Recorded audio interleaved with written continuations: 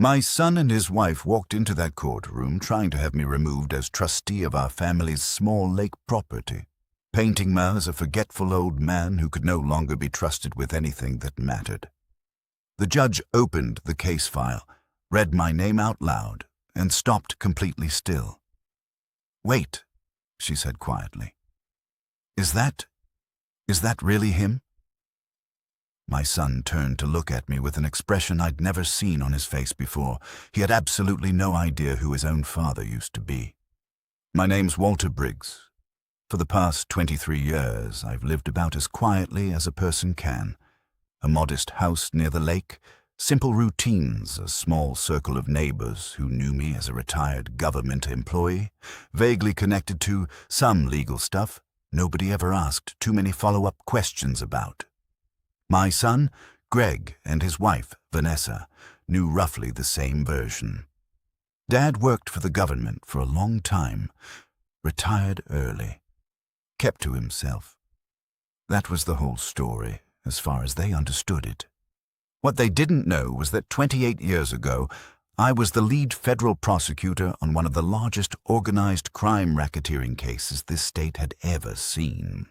A case that took down an entire criminal network, created legal precedents still cited in law schools today, and earned me a reputation, at least within certain legal circles, that I never once mentioned at our own dinner table.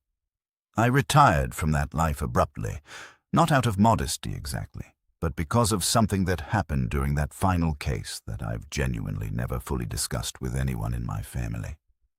A key witness, a man who trusted my office to keep him safe, was murdered 3 weeks before he was scheduled to testify.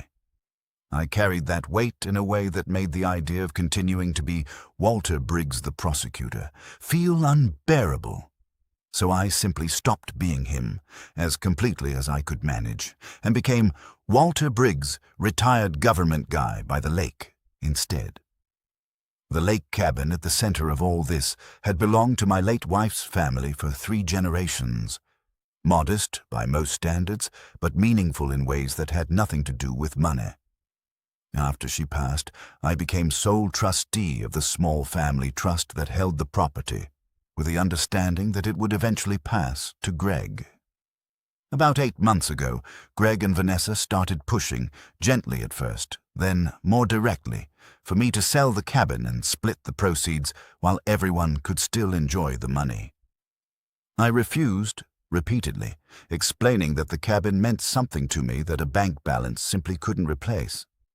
Eventually, their requests turned into something more formal.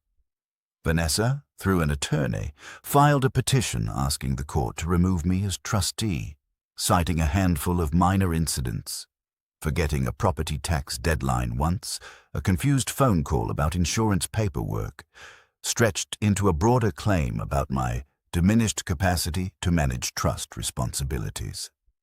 I want to be clear, there was nothing genuinely wrong with my memory or judgment beyond the completely normal effects of being 76 years old. What Greg and Vanessa actually wanted was simpler than they were willing to say directly. Control over property I had no intention of selling. I hired my own attorney, a thorough, no-nonsense man named Frank Delgado, who reviewed the actual evidence and found it, in his words, thin enough to challenge confidently. The petition was assigned to a judge I'd never personally met, a woman named Eleanor Ruiz, fairly senior in our county's court system, though our professional paths had apparently never crossed during my own career. Or so I assumed, right up until she actually looked up from the file in front of her. Greg and Vanessa sat confidently on one side of the courtroom, expecting, I think, a fairly routine ruling given how their petition had been framed. Frank and I sat quietly on the other side, prepared to walk through my actual financial management of the trust in detail if needed. Judge Ruiz began reading the basic case information aloud: petitioners, respondent, nature of the trust dispute. Then she read my full name. She paused, visibly. She looked up, directly at my face, and her expression shifted from routine professional focus into something else entirely. "I'm sorry," she said, slower now. "But is that really him?" Walter Briggs, from the Callaway prosecution?" The room went completely silent.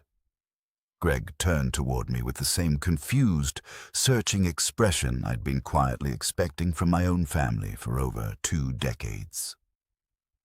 Judge Ruiz explained, still composing herself, that 28 years earlier, as a brand new first-year prosecutor, fresh out of law school, she'd been assigned as the most junior member of my trial team during that exact racketeering case.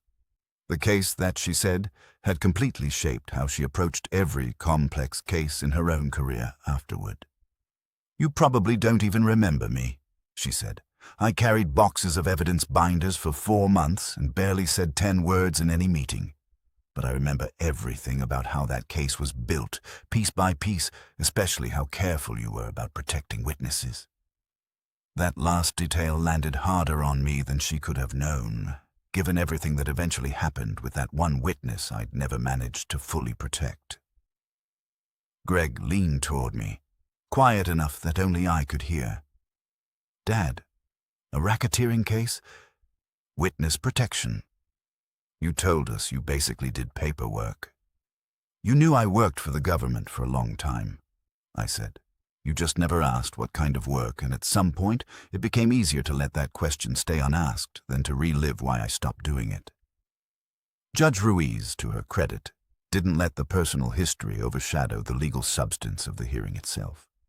She reviewed the actual evidence behind the trust removal petition carefully, asked specific, pointed questions about the supposed pattern of diminished capacity, and ultimately found the petition's evidence substantially insufficient to justify removing an otherwise capable trustee. She noted separately that petitions built around minor, ordinary incidents, a missed deadline here, one confusing phone call there, needed to clear a meaningfully higher bar before a court would consider stripping someone of trustee responsibilities they'd handled competently for years. Vanessa didn't say much on the way out. Greg lingered behind for a moment, clearly processing several things at once. The dismissed petition and the much larger realization that the quiet, boring father he thought he understood completely had an entire chapter of his life Greg had never once thought to ask about. Greg and I have had a few long overdue conversations since that hearing. About the cabin, about the petition, and slowly, carefully, about what actually happened all those years ago with that case and that witness. I don't think either of us has fully unpacked all of it yet, and that's all right. Some things take longer than one conversation. What I do know is that I spent 28 years deliberately stepping away from a version of myself I associated with real failure, even while the people around me, strangers mostly, like Judge Ruiz, remembered that same chapter as something worth admiring. Sometimes the story you've decided to tell yourself about your own life isn't the only version that's true.